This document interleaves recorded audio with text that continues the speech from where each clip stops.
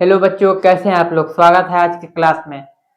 तो एक प्रश्न है मेरे पीछे लिखा हुआ कि रूटीन अपरिमेय संख्या सिद्ध करें। ये जो प्रश्न है हर बार पूछा जाता है, कोई ऐसा साल खाली नहीं जाता है जिसमें ये नहीं पूछा जाए कि अपरिमेय संख्या को सिद्ध करें। ये कैसे अपरिमेय है, तो ये मैं सिद्ध करने से पहले एक बात बता दूं कि एक राम था, एक श्याम था, दो दोस्त थे। हाँ, दोनों ने ये बात इसको लेकर चर्चा किया। राम बोला कि रूट 3 अपरिमेय संख्या है और श्याम बोला नहीं, रूट 3 परिमेय संख्या है।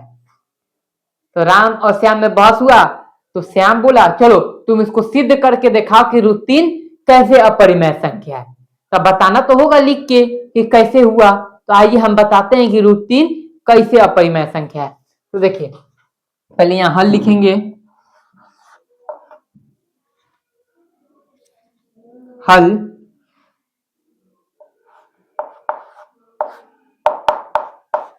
हल देखिए, अब कहा कि श्याम को तुम मान लो कि रूट 3 अपरिमेय संख्या है। मान लो कि रूट 3 परिमेय संख्या है।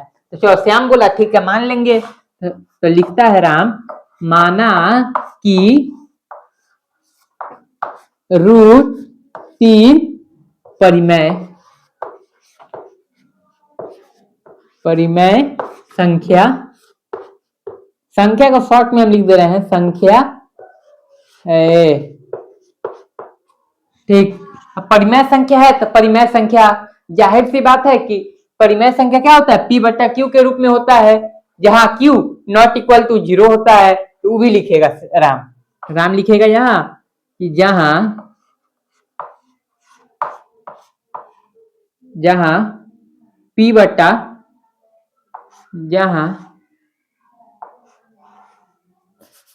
Q नॉट इक्वल टू 0 होगा, ये लिख देगा।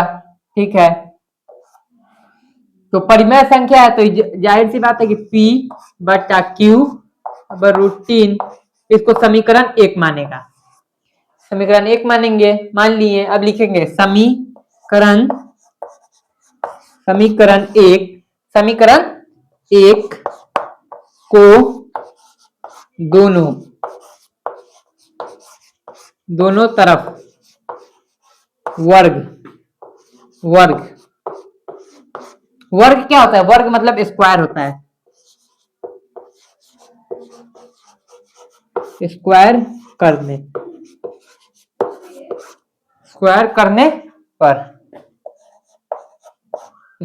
पर तो लिखेंगे P/Q होल स्क्वायर बटा रूट 3 का होल स्क्वायर।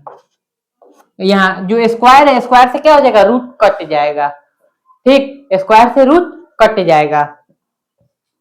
अब देखिए यहां लिखेंगे P का स्क्वायर बटा Q का स्क्वायर बटा 3। अब यहां लिखते हैं आगे का जो बच गया। ठीक, आगे लिखते हैं, ये हो गया। ये जो Q है डिवाइड में है, नीचे है तो डिवाइड में है तो यहां जाएगा तो ये इंटू में हो जाएगा, 3 के साथ इंटू में हो जाएगा। तो लिखेंगे यहां P² बराबर Q²/3। ठीक, अब ये इंटू में है। अब जो P के नीचे था Q, अब वो 3 के पास चला गया। 3 के पास गया तो अब 3 कह रहा है कि हम तुम्हारे साथ नहीं रहेंगे। Q कह रहा है Q को कि हम तुम्हारे साथ नहीं रहेंगे, अब हम जा रहे हैं P के नीचे ही रहेंगे। तो ये कहा ठीक है जाओ। तो ये हो गया P का स्क्वायर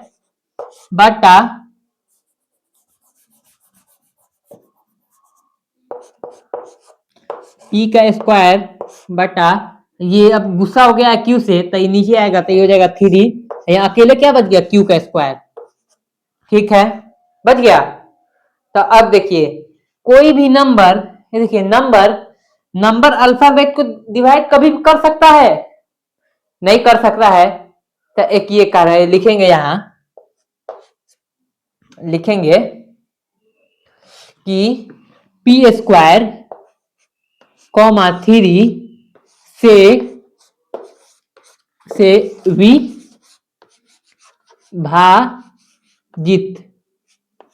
विभाजित नहीं है।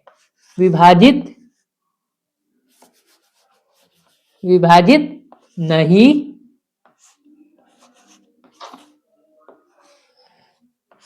नहीं है।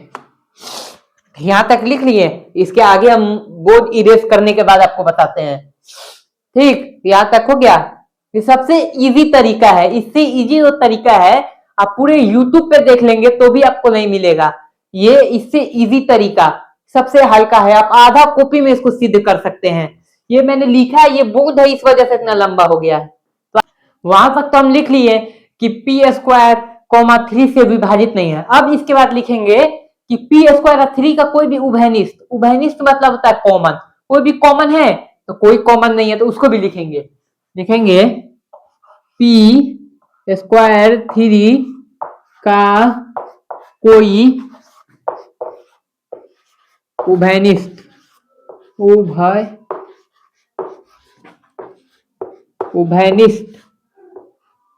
उभयनिष्ठ गुणन, उभयनिष्ठ क्या लिखते हैं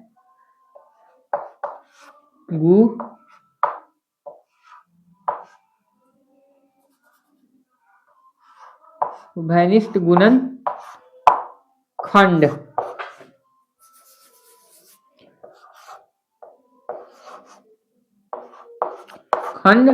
नहीं है। अब देखिए, अब इसमें तो 2 का समान मिल ही नहीं रहा है तो अब हम लोग डायरेक्ट कर देगा। अब डायरेक्ट राम क्या कहेगा, राम कहेगा देखा श्याम तुम्हारा मानना तो अब गलत है। अब इसके बाद लिखेंगे, फिर क्या लिखेगा राम, इसके बाद लिखेगा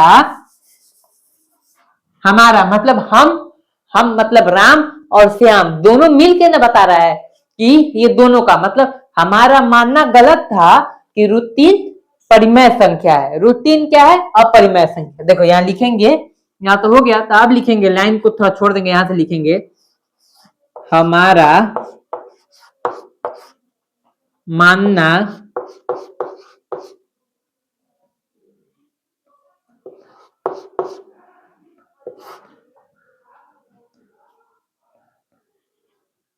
मानना गलत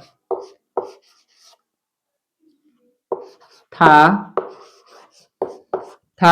फिर अब इसके इधर से लिखेंगे जहां से लाइन शुरुआत होता है, यहां से मानना गलत था कि √3 परिमेय संख्या है, परिमेय संख्या है।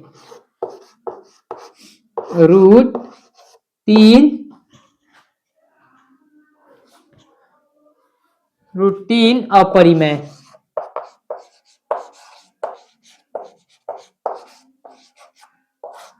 संख्या है। √3 अपरिमेय संख्या देख लिए, ये आपके आधा कॉपी में होगा। मतलब कभी कभी बच्चा लोग सोचता है ना कि ये 5 नंबर में दे देना चाहिए, पर ये हमेशा 2 ही नंबर में पूछता है। अगर आपको समझ में आया हो तो इसका रिव्यू आप जरूर कमेंट बॉक्स में दीजिएगा कि आपको कैसा लगा क्लास। तो आज के लिए बस इतना ही, तो मिलते हैं अगले क्लास में। Thank you.